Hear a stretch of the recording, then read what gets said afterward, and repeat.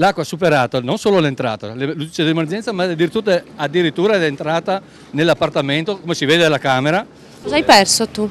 Asciugatrice, congelatore, un frigorifero come elettrodomestici, lettini, passeggini nuovi, 2 perché avendo 2 bambini.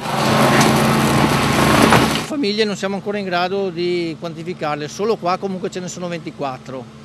A occhio e croce adesso stiamo raccogliendo i primi dati, ma direi una cinquantina nel territorio comunale.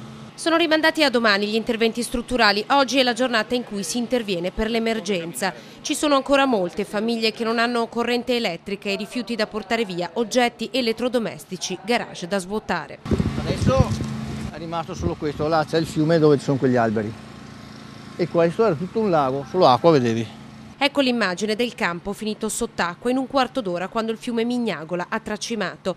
Ora le idrovore non sono più in grado di pompare l'acqua al di sotto dei 20 centimetri. Sono al lavoro le elettropompe più piccole per il lavoro di finitura, ma ci sono ancora molte infiltrazioni. Sono entrato dentro per mettere giù dei contatori, quindi mi arrivava l'acqua a questa altezza qua.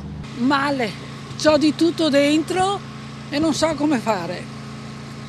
La sta aiutando? Mio marito e forse c'è un altro ragazzo che l'aiuta, ma non sono proprio sicura, vedi, io non posso camminare, non posso fare niente.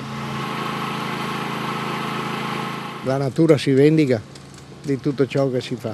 Domani dalle 9 alle 17:30 apertura straordinaria nei centri di raccolta dei rifiuti di Silea e Carbonera, che saranno aperti dunque con orario continuato.